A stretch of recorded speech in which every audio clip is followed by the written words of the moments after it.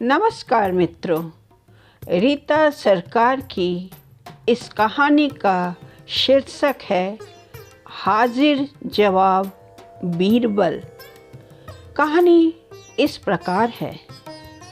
एक बूढ़ी स्त्री अपनी विधवा बहू के साथ बीरबल से मिली। उसका बेटा सेना में था और कुछ रोज पहले ही एक लड़ाई में शहीद हो गया था। बुढ़िया उनसे हाथ जोड़कर बोली, सुना है कि शहंशाह अकबर आपकी बात मानते हैं। बेटे के शहीद हो जाने के बाद हम सास बहू बेसहारा हो गई हैं। हमारी कुछ मदद करें।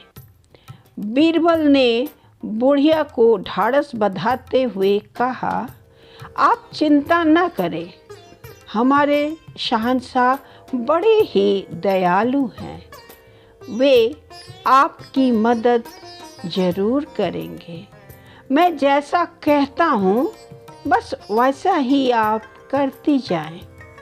बीरबल के मुख से इतनी बातें सुनकर बुढ़िया अपने घर को लौट गई।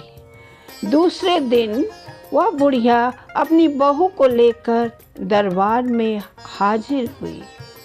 उसने शहंशाह अकबर से विनती की और अपने शहीद बेटे की तलवार भी उनके सामने रख दी।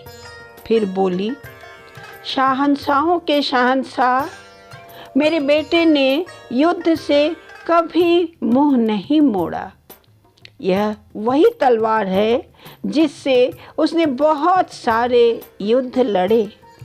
इस तलवार को आप अपने शस्त्रागार के सम्मान के साथ रखें।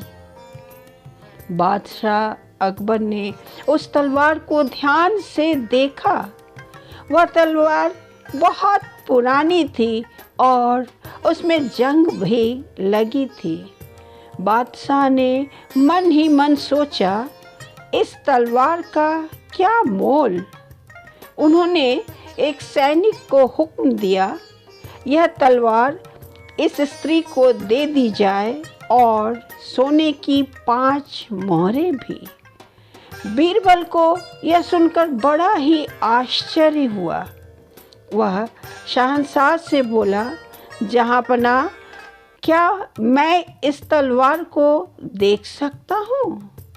बादशाह के हाँ कहते ही बीरबल ने तलवार उठा ली और उसे ध्यान से देखा। फिर चुपचाप खड़े हो गए।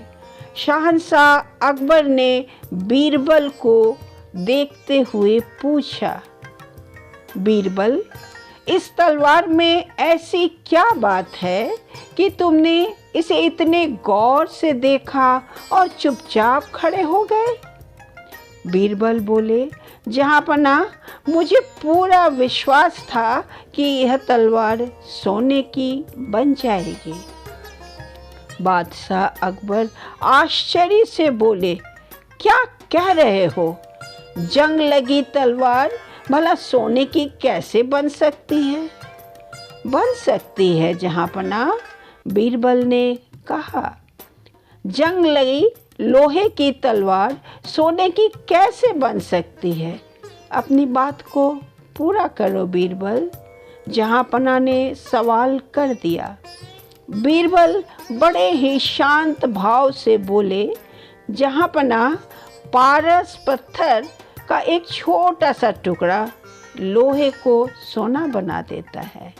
मैं तो ये सोचकर आश्चर्य में हूँ कि आपके हाथों में आने के बाद भी यह तलवार लोहे की ही बनी रही। शहंशाह अकबर ने अगले पल ही हुक्म दिया कि इस बूढ़ी औरत को तलवार के वजन के बराबर सोना दिया जाए। शहीद की विधवा और माँ दोनों ही अकबर और बीरबल को दुआएं देते हुए दरबार से बाहर चली गई। किसी भी बात को ढंग से कहा जाए तो उसका परिणाम अच्छा ही होता है। धन्यवाद।